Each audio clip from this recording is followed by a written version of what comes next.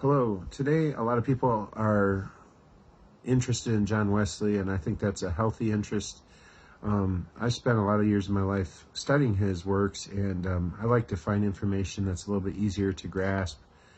And so most of us today are familiar with what appears on the right side of this Facebook post, which is the Wesleyan Quadrilateral. It's almost like when you're studying John Wesley, you're studying a geometry class or something, because we have these shapes now that we're using, like the quadrilateral, in order to explain certain aspects of Wesley's life or his teaching. Well, in this case, most people are aware of the Wesleyan Quadrilateral, which is the four sources of authority for determining if something is theologically important and accurate according to Wesley's understanding.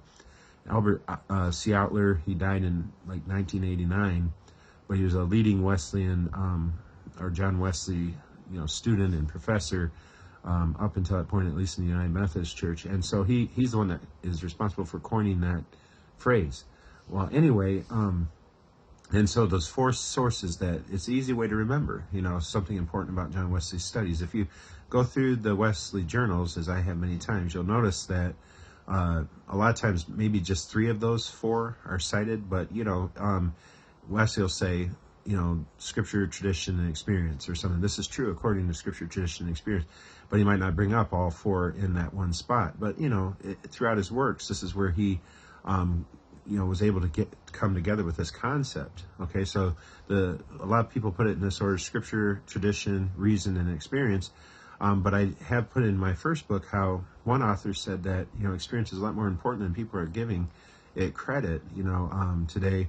And if you just look up the idea of the Wesleyan Quadrilateral today, at least images of it, you'll find where some people have truncated or shortened the emphasis on experience in the quadrilateral, and it no longer looks like a rectangle shape like it does on my drawing here.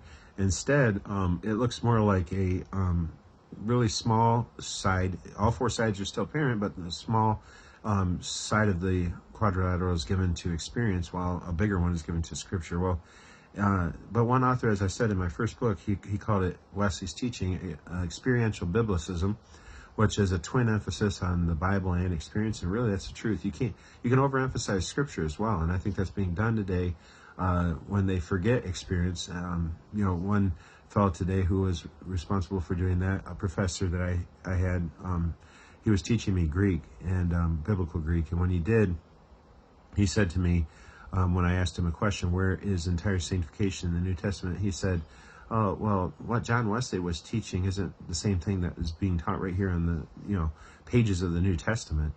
And so, see, he had so overemphasized the historicity and the background and the context of the original scripture that he forgot that experience is in the Bible. He was divorcing the two entirely, and you can hear him doing that.